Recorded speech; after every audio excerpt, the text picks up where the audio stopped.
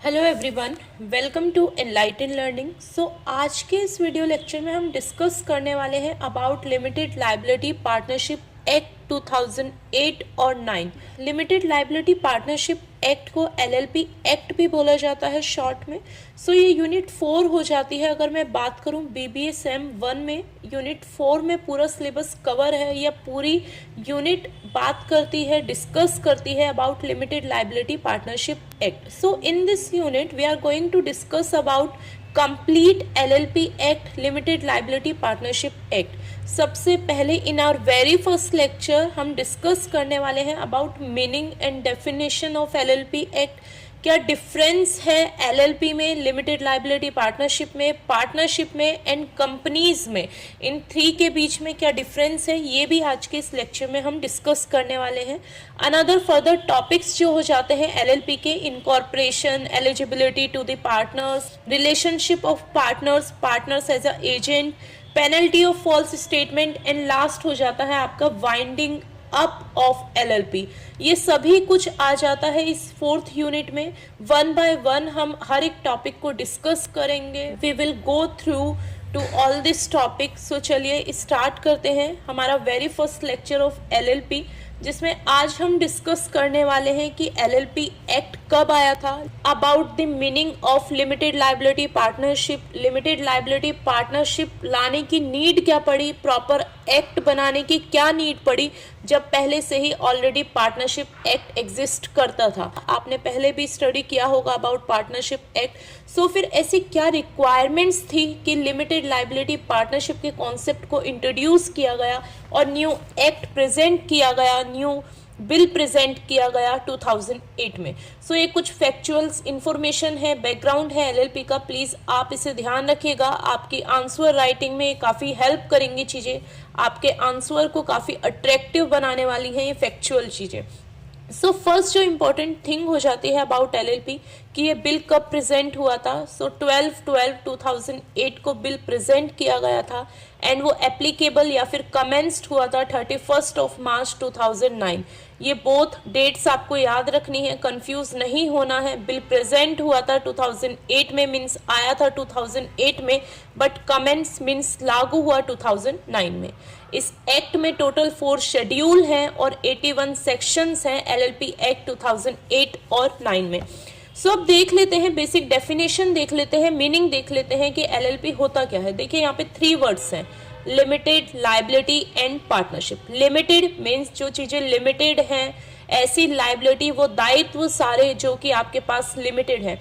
देखिए partnership act को समझते हैं, थोड़ा सा ओवरव्यू दूंगी।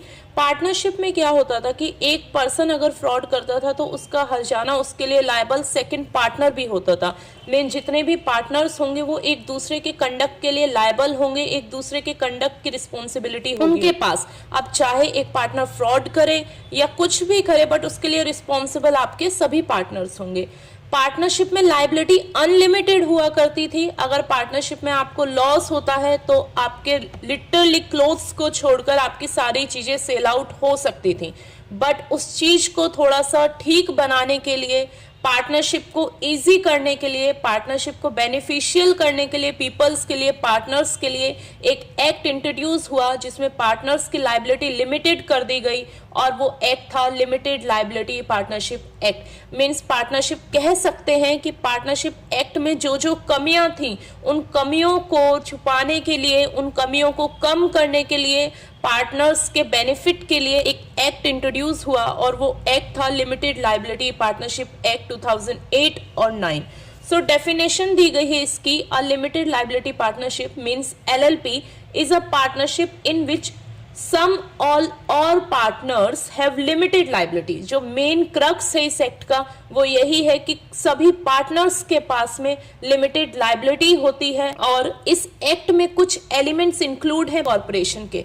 मींस कॉर्पोरेशन एक्ट का मतलब है यहाँ पर कंपनी एक्ट से। कंपनी एक्ट से कुछ चीजें यहाँ पर ली गई हैं पार्टनरशिप एक्ट की कमियों को दूर करने के लिए, और एक न्यू आप फर्म कह सकते हैं, एक न्यू कंपनी या फिर एक न्यू एक्ट बनकर तैयार हुआ है which is called as LLP, limited liability partnership. In an LLP, each partner is not responsible और liable for another partners misconduct और नेग्लिजेंस। देखिए एलएलपी पार्टनरशिप की सबसे बेहतरीन जो बात है वो यही है कि हर एक पार्टनर दूसरे पार्टनर के फ्रॉड, मिसकंडक्ट या फिर नेग्लिजेंस के लिए रिस्पॉन्सिबल नहीं होता। यहाँ पर सभी पार्टनर्स एक्ट करते हैं as an agent of LLP. यहाँ पर सभी पार्टनर्स एजेंट होते हैं एलएलपी। आप कह सकते हैं ऑनर हुआ यहाँ पर एलएलपी, आपकी फर्म हुई एलएलपी। सभी पार्टनर्स उसमें वर्क करेंगे और एक पार्टनर के कंडक्ट के लिए दूसरा पार्टनर रिस्पॉन्सिबल नहीं होगा। आई होप आपको एलएलपी का मीनिंग, डेफिनेशन अच्छे से क्लियर हो गया होगा। आपको ये फैक्चुअल इंफॉर्मेशन लर्न रखनी है, आपने आंसर राइटिंग में इनका आपको यूज 100% करना है। सो बेसिक डिफरेंस देख लेते हैं कि एलएलपी, कंपनी एक्ट और पार्टनरशिप एक्ट में क्या डिफरेंस है। मैनी टाइम्स ये क्वेश्चन रेज हुआ है कि state the difference between company, partnership and LLP. So अब डिफरेंस देख लेते हैं हम पार्टनरशिप में, कंपनी में एंड एलएलपी में। देखिए फर्स्ट हमारा जो कंपैरेटिव क्राइटेरिया है, मींस हमारे बेसिस ऑफ डिफरेंस है। उसके बाद हम बात करेंगे partnership, then company and then LLP. So इन थ्री ऑफ के बीच में जो वेरी फर्स्ट डिफरेंस होता है वो लॉ का होता है। मींस कौन से लॉ के अंदर वो पर्टिकुलर थिंग आई है, किस लॉ में सभी रूल्स मेंशन हैं पार्टनरशिप के, कंपनी के एंड एलएलपी के। देखिए तीनों ही चीजों के एक्ट अलग अलग हैं, तीनों ही चीजों के इंडिविजुअल अपने पर्टिकुलर एक्ट्स हैं।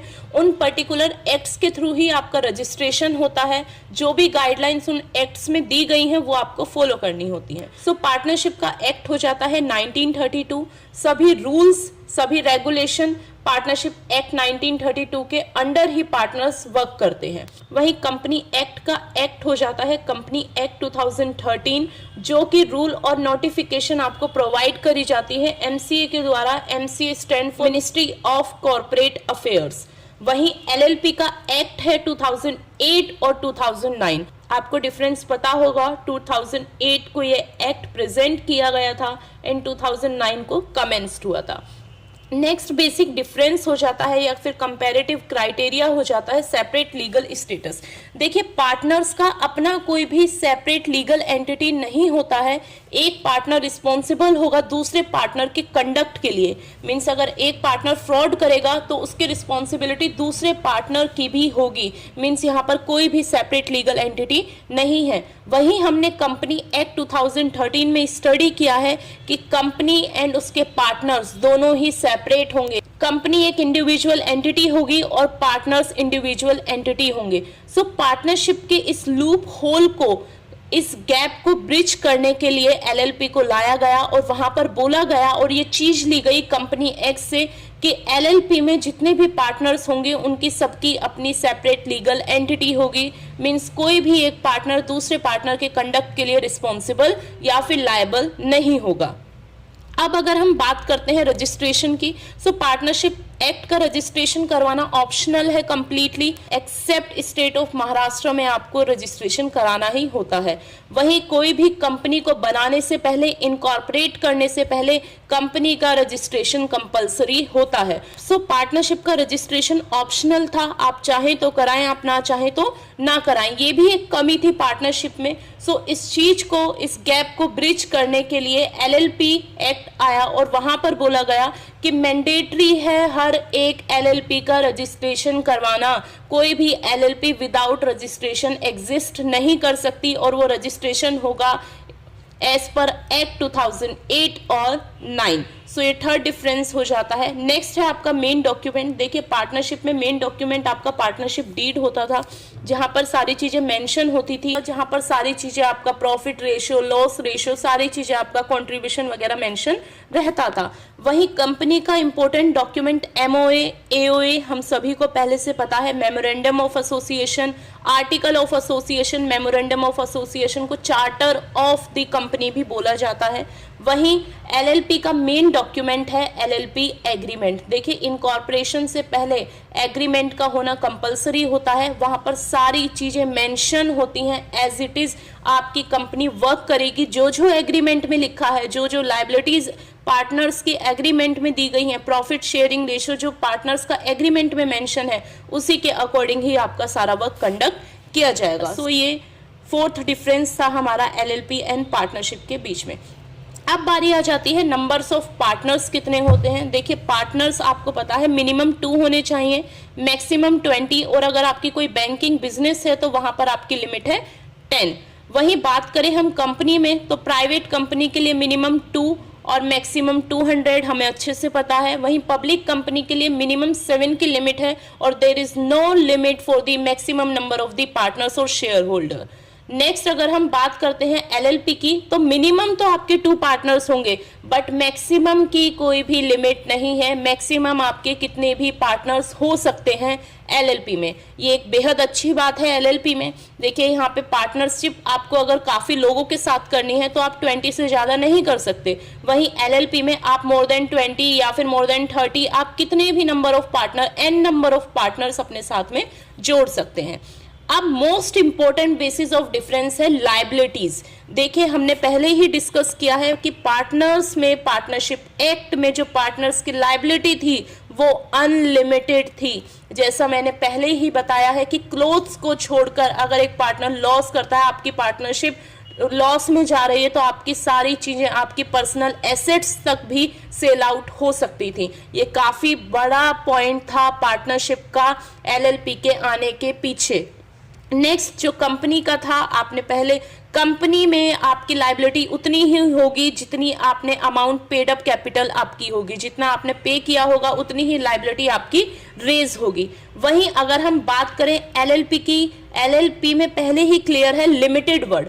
यहाँ पर आपके पार्टनर्स की लायबिलिटी लिमिटेड होगी, उनका जितना कंट्रीब्यूशन होगा उतनी ही उनकी लायबिलिटी होगी। कोई भी पार्टनर रिस्पॉन्सिबल नहीं होगा किसी सेकंड पार्टनर के कंडक्ट के लिए, किसी भी सेकंड पार्टनर के मिसकंडक्ट, नेग्लिजेंस या फिर फ्रॉड के लिए। मींस यहाँ पर आपकी लायबिलिटी इंडिविजुअल होगी, आप ही रिस्पॉन्सिबल होंगे अपने कंडक्ट के लिए, आप दूसरे पार्टनर के कंडक्ट के लिए रिस्पॉन्सिबल नहीं होंगे। वही पार्टनरशिप में सभी पार्टनर रिस्पॉन्सिबल होते थे एक दूसरे के लिए, अनलिमिटेड लायबिलिटी थी, लायबिलिटी का दायरा लिमिटेड नहीं था।